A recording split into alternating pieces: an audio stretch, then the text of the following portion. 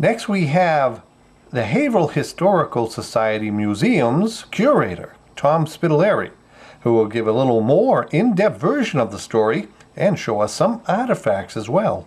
Well, welcome to another edition of Around Town, where we focus in on the people and places that affect your community. I'm Larry Seaman, your host, and our co-host today is, Tom Spitalere. Where the heck is he? Hey, Larry. Hey, Tom, what are you doing? Got a hatchet here. Oh, yeah, why? How come? I think we're going to talk about Hannah Duston today. All right. Sounds like a good idea, but could you put the hatchet down? Away Yeah. So no one gets hurt? All right. And of course, we're at the Haverhill Historical Society right now. But we're not going to be here all day as we normally are. We're going to be taking some trips around Haverhill. We'll see you in just a minute.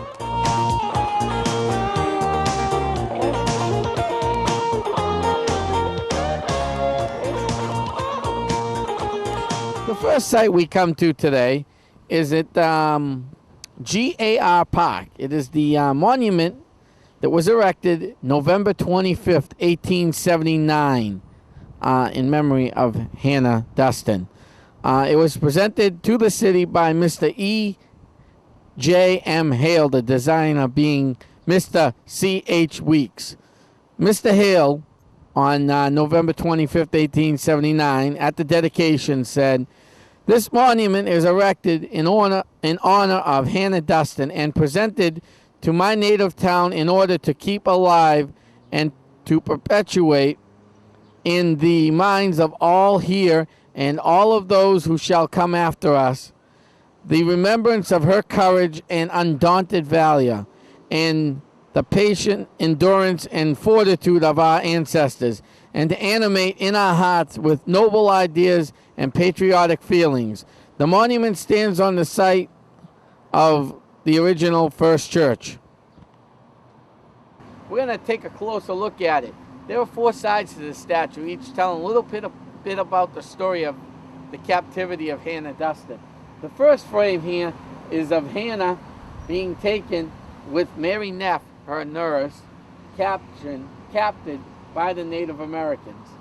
It reads down here, "Was captured by the Indians in Haverhill in the place of her nativity, March 15, 1697. And you can also see down here where the statue erected AD 1879.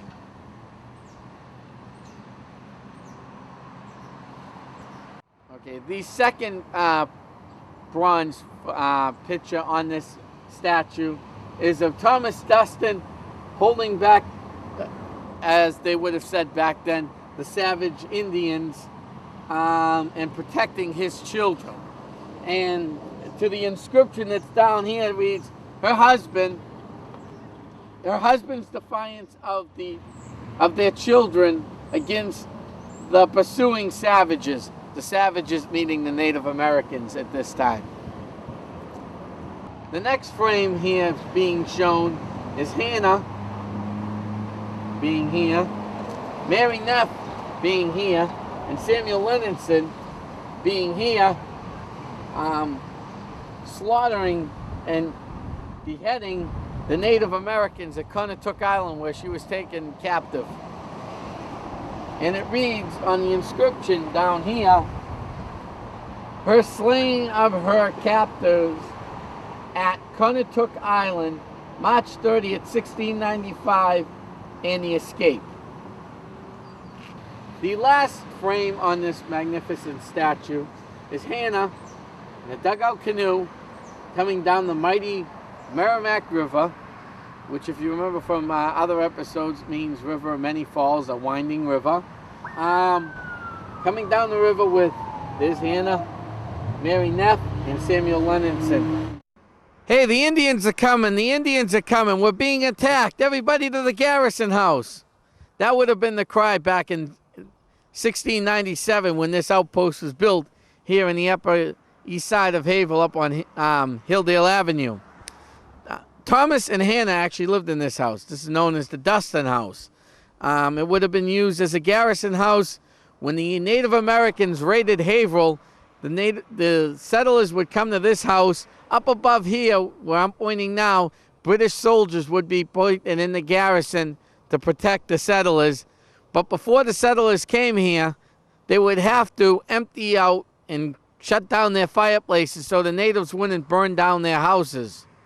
And then when they left here, they would get the hot embers from this fireplace and bring them home with them to get their fireplaces rolling again. The house inside, besides being set up as a garrison on the outside, does have a little display in the house. And it talks about the 300-year-old shoemaking industry that was here in Haverhill, too. Many descendants of Thomas and Hannah lived here. And the Duston Association bought the building in 1940 and restored it, as it would have been opened in 1697. The barn and the outbuildings, such as sheds and outhouses, burned down in 1937. We're now standing at the site of the Hannah Duston Rock, or the Duston Rock, or the Duston Monument. This is about 5 feet in height and weighs about 60,000 pounds. This is where the site of the original Duston house was. This is not where Thomas and Hannah are buried. Thomas is buried in the Pentucket burial ground, and Hannah, we don't know where she's buried.